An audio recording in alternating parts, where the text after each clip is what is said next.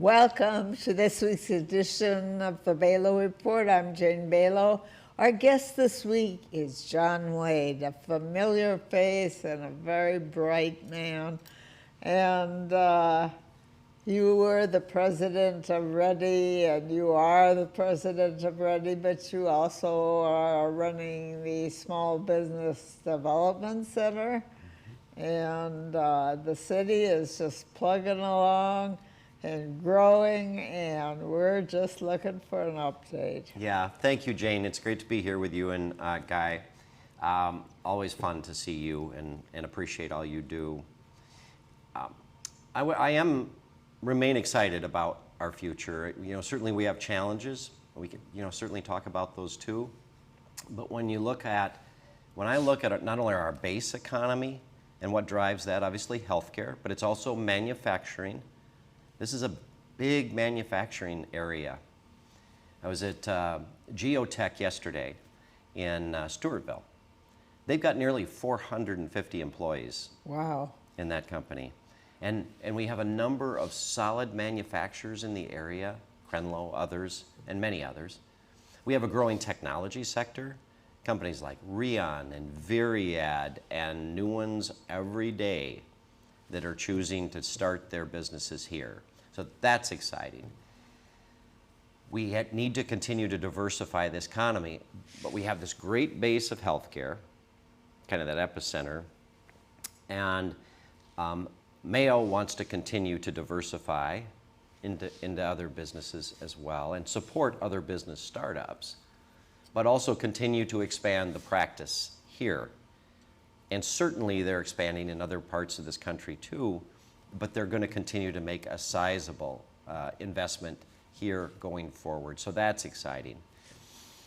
And at Ready, we really look at the 4-county area: Dodge, Olmsted, Wabasha, and Fillmore. That's the MSA as determined by the federal government, the Metropolitan Statistical Area. So we take an interest not only in what happens in Rochester, certainly, but what happens in our neighborhood, as I like to say too, of economic development.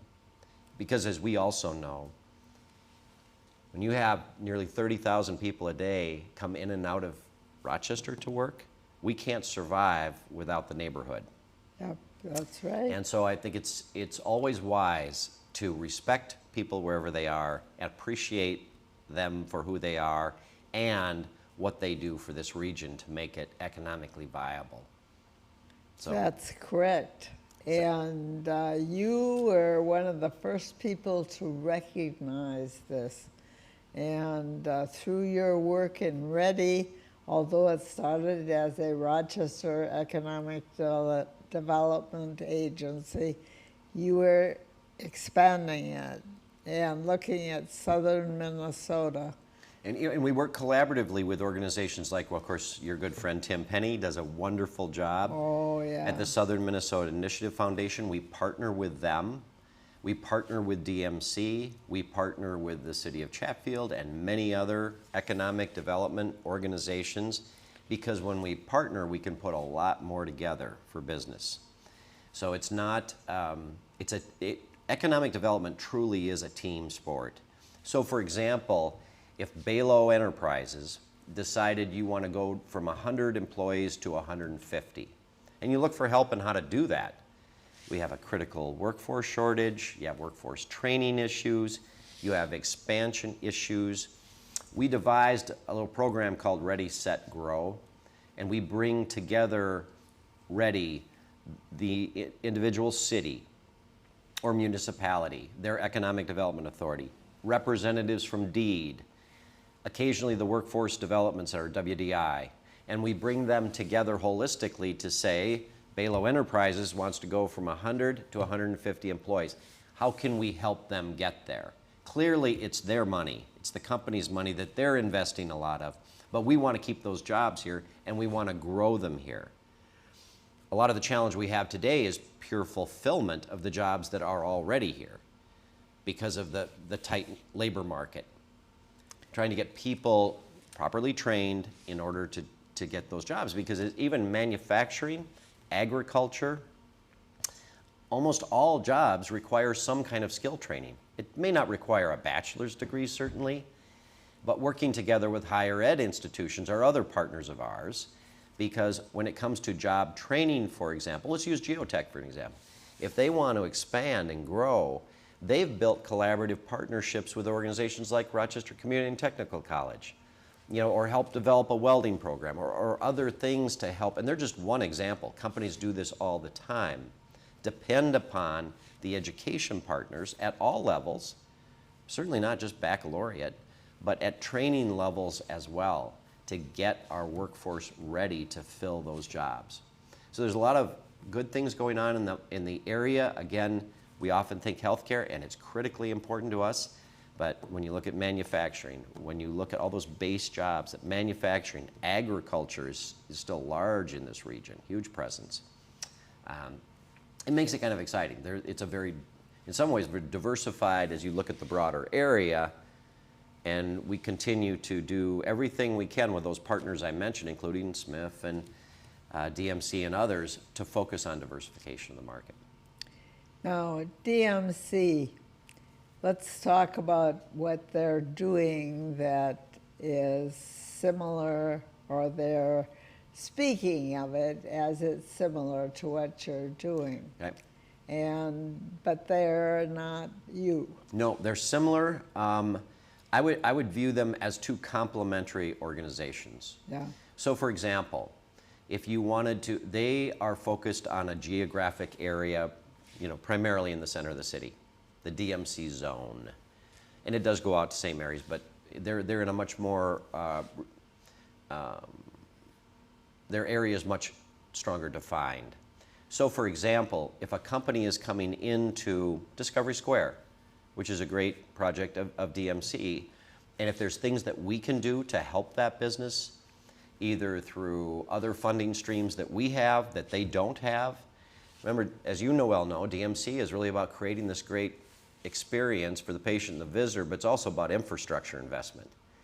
And they focus a lot of that effort on infrastructure, those buildings, and making sure that there are the right connectivity for the continued growth of not only Mayo, but of that area and areas for growth and opportunity. So they tend to do, they have a very clear charge about infrastructure. Ready doesn't build infrastructure. We can advocate for infrastructure, but we don't have funds, nor is that in our charter to do that. What we do, what DMC doesn't do, is we put a lot of effort and resources into helping businesses start. And those are small businesses. Those are startups in technology or healthcare, but there could be just a new restaurant or a food vendor or somebody wanting to always open a store selling purses. Whatever that might be, we support those startups. And that is not something DMC does.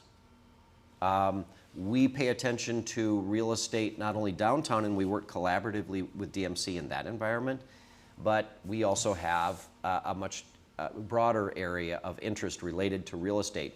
For example, the Rochester Technology Center, the former IBM. That is in our portfolio. It's not part of DMC's portfolio, although they understand it and they support the idea of it, because not everybody needs to be in the center of the city.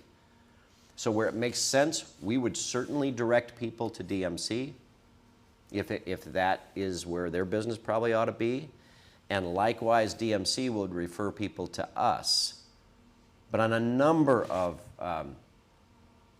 things that we involve ourselves in, we work cooperatively and collaboratively with DMC.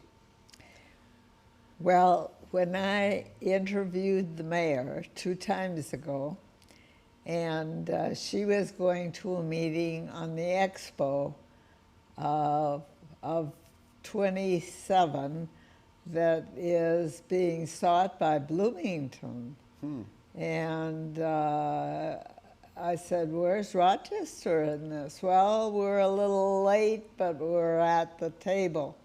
And DMC went to the Paris meeting on the expo. And this is a worldwide effort. Now, why wouldn't Rochester be in the middle of this? Well, I don't know that they're not. So for example, if you think about the, I'm not involved anything to do with the planning of that event, but it would seem to me that when you look at great companies like Medtronic, and there are so many in the Twin Cities area, that I can see where that would, for a or for an international show, there is connectivity. I think also because of our close proximity, and you used to race down that highway a lot back and forth from the Twin Cities, from Bloomington to Rochester, at high rates of speed, I might add.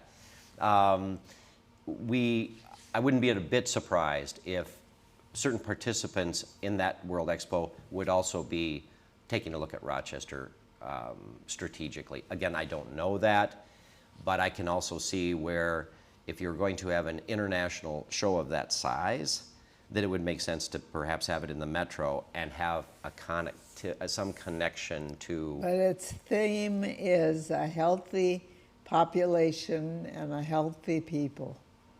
And it strikes me that we do have the health area covered well. Yep, and I think that the proximity, and the metro would probably think they do too.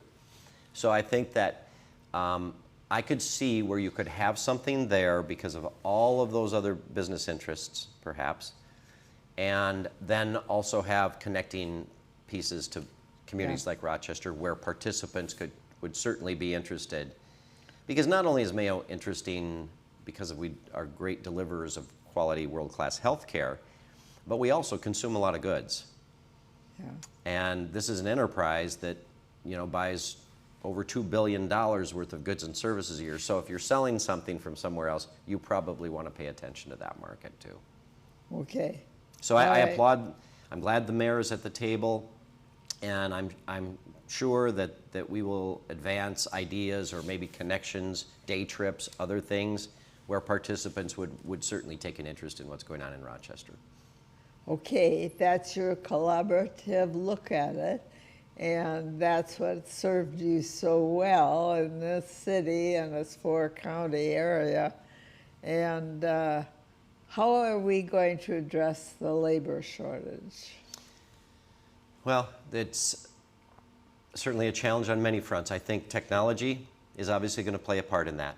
We continue to, if you look at manufacturing processes, if you look at your grocery store, we're all scanning food now. We're all learning how to do that. When you look at how major retailers are, what you and I may see for a few of those lines are now going to probably be all of those lines. I read a fascinating story about a major big box retailer in this country that is going to dramatically reduce the need for humans performing many of those base functions. They're important functions, clearly.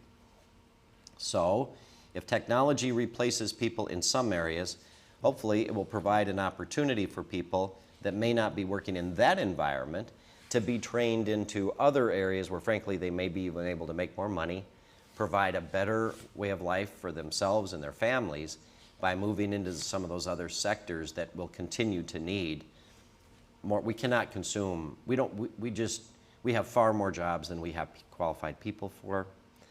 And we need to continue to do everything that we can to retain and attract a talented workforce and educate them. Yeah. You and I have talked for years about this, the importance of workforce and certainly the importance of education for everybody. Yep. And it doesn't, as we said earlier, it doesn't have to be a college track necessarily, although highly beneficial. It can be in the trades. It can be, there's so many other ways that you can find meaningful work and make a good living at it. But if you're deciding that you're not going to have any training, I don't know how this all works for you, because those jobs are not, that does not seem like a bright future for somebody. No. And when we talked with the superintendent on this program, we realized that the grade schools are the harbinger of good candidates for jobs, and that we should be talking about training that far in the future. Yes, I agree. You remember this years ago. Jess Anderson and I and others at the Chamber started that STEM Summit Science, technology, engineering, math, STEAM, it became. And we had partnered with our CTC, and we took over the big, not the gym, the regional sports center, that whole complex. And companies came in, I think they're still doing it actually, I know they are. And companies came in to show, and then we brought in all the schools. And we bust them in from all over in the Rochester and the area schools so that young people in middle school at that time could look at all kinds of different technology in the area, all put together by individual companies showing what young people could do. Because sometimes, Jane, as you know, as a mother, a grandmother, that sometimes it just takes getting excited about something. You know, you have a son that's a famous weather person. You know, who knows, when he was a little guy, he started watching the news and thought that was a neat thing he always wanted to do. You never know what's going to touch people. So it's always fun to see young people. You know, we didn't do elementary at that point, but perhaps they will, in the future. But it was middle school and high school, and really you could, in some cases, you could actually see a young person get excited about some career. And to your point, when you look at what Mayo, IBM have done with a successor effort from CTech, and there are so many young people coming out of high schools that spend part of their day here, PTech, part of their day on the campus, part of their day in their own school, and these are energized learners that are going to go into healthcare or technology. Young people that are mapping a pathway to really very, very good jobs in healthcare. You know, and we asked the superintendent as his last question, like we'll ask you, what can the viewers do to help education in the area? And he said, you know, parents are very good at finding the hot buttons that their children are turned on by. And this would be a job or even an income level or sports or something. And that seems to be where the school is recognizing that they need to look at the workforce aspects of a child's life. Yeah, and I think to maybe build on that point, and probably the superintendent was saying this, so much of it for all of us is just encouraging people and letting them know that this education is everything. You know, before you go out and be some social media star, or before you play Major League Baseball or basketball or whatever you think you're going to do at a young age, I always say to the kids, you can do whatever you want to do, but the education comes first. And no matter where you're at on this socioeconomic ladder, we can all say we want a better life for our children, and that starts with education, and that can lead to economic opportunity for everybody. But if without that basis of quality education, and why we all pay a lot of attention to education, is because we know how critically important that is for the future. So I unfortunately didn't see the superintendent's interview, but to me, that is one of the best things we can all do, is continue to encourage young people. I don't know what all the rules are anymore. You can volunteer in schools, or just set a good example and let young people know that it matters, and share that with them. And where you can, I get a kick out of doing this, help people. If there's young people looking for career or opportunity, and they may not have always had those opportunities, we can all, lend a helping hand to help people out. But we have those opportunities now, and we don't have the people. And you've seen different ebbs and flows of the economy, over a period of time. We will probably see that happen again, that there will be a time when there are more people looking for jobs than there are jobs, because economies ebb and flow. But that does not seem to be waning at this time. And all we can do is continue to provide great opportunities for people where they can see a bright future and make a decent living doing it. Yeah. and provide them really good environments. And that's what sometimes people don't know if they're not in business directly, that how hard small businesses, now the SBA says any business is small if it has 500 or fewer employees. But how many small businesses, and you know these people, and small business owners that think every day how to take care of those employees and those customers, and how they buy their goods and services and make sure they're delivering it in a quality way so you and I go buy the stuff. But I talk to a lot of employers and just in conversation with people we know, and they care deeply about their employees. I talked to a person who went to work in a restaurant that's owned by a person we know, and I said, "Oh, that's nice you're here. It's a great operation." And he said, "Yeah." He said, they had benefits here like I couldn't find in some very large businesses. So our small businesses continue to be maybe small in size, but massive in impact in the quality of life in a community. Yep. And it's good that you recognize this, because you do have partnerships with the RCTC, for example, and those programs that you started that almost need a revitalization. Well, and education is constantly evolving. We hear a lot from both the public providers here, RCTC, Winona State, certainly University of Minnesota Rochester, all the great work they're all doing, and then all the privates that are here and continue to expand here. Whether that be Luther or St. Mary, or, and all the other partners that, continue to grow here because our economy is strong and we've become that kind of regional center that is entirely, as I said, dependent upon the neighborhood for our own success. But nonetheless, every day we need to pay attention to what we're doing to ensure that, as I used to say, small business is big business to us.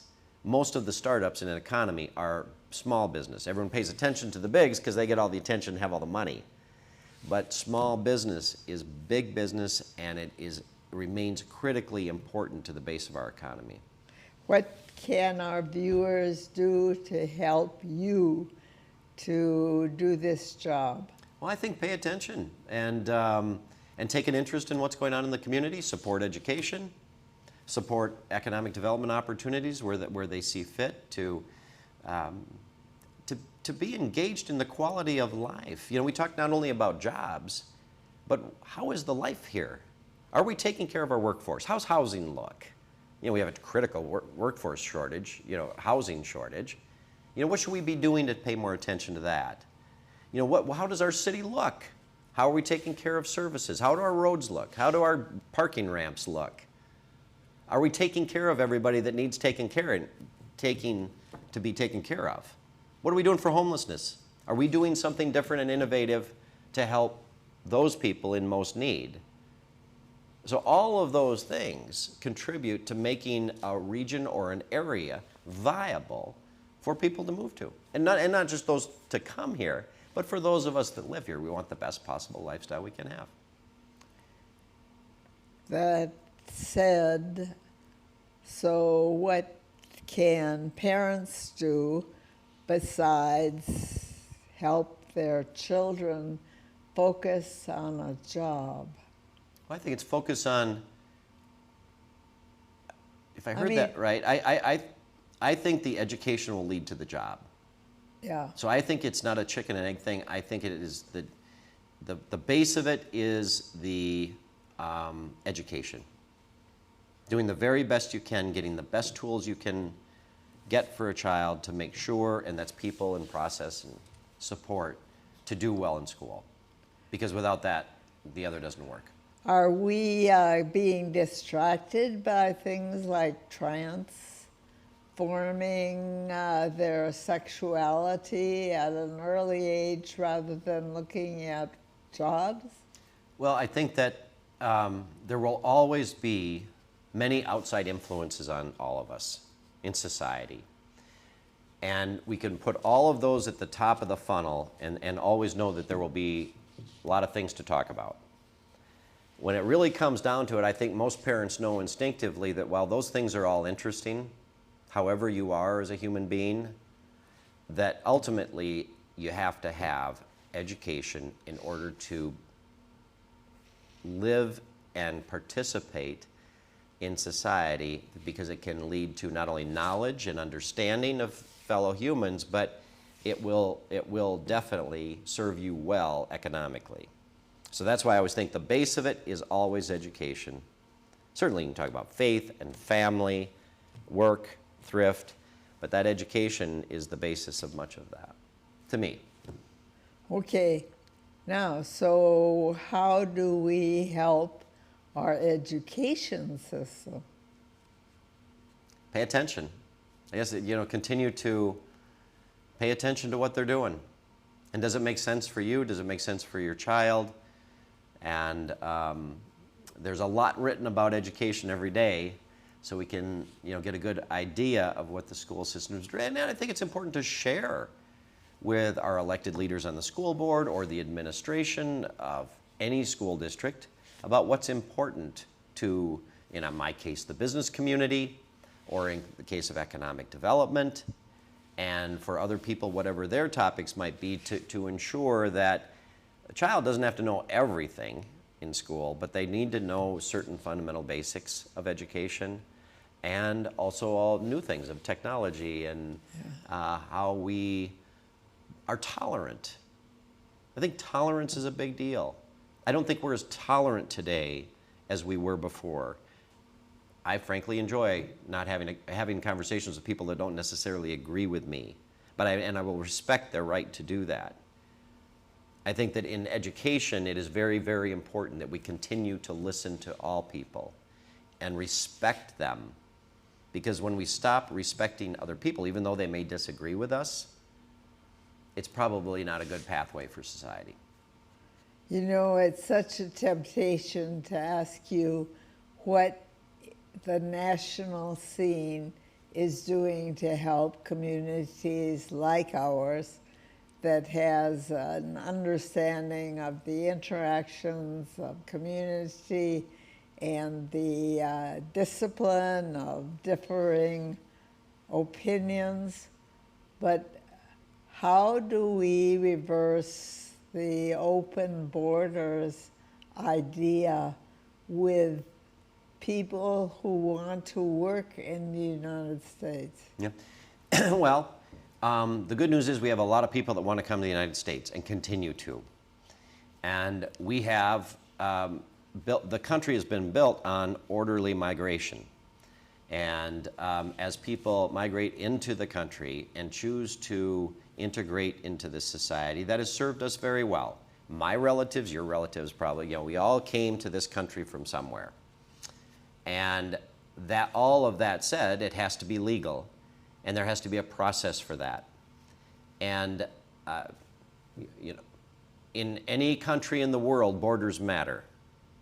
And how we enforce those borders is important. Knowing that, it's also important that we allow and encourage a certain amount of immigration into this country. And we do. For all the criticism that we may get globally, there are more people coming in this country than most.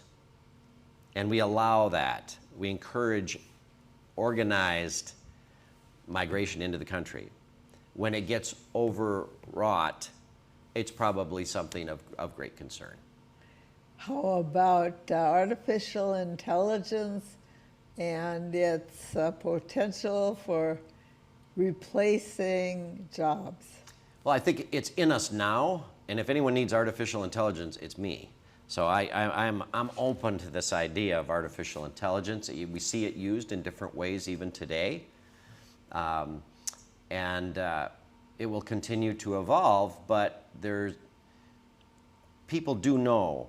I think earlier on in this process, this can't just all be about commerce and artificial intelligence. We will have to put some borders up to make it not do more damage than it does good. But again, artificial intelligence is already with us in different ways. It will continue to evolve. And where it goes, I don't think you and I can even sit and wonder what that might be. But let's hope we all just keep talking to one another a little bit too. I know the Mayo Clinic is aware of it and using it. Sure. And looking at where does it go. Yep. And I know that it's among the issues that you cope with in terms of small business. Sure. And 400 employees, 500 constitutes a small business? Yeah, 500 or under, the Small Business Okay. Administration determines to be small business. Okay, well, we're growing, Yes. and we owe you for that. No, We owe your collaborative. there we go. The effort. collaboration is Yeah. the key. Okay. John Wade, why don't you give us something to think about? Probably the technology and the education system, for example, is a place to start. We're all wondering, what is that? And Well, I think the great thing is we don't have all the answers.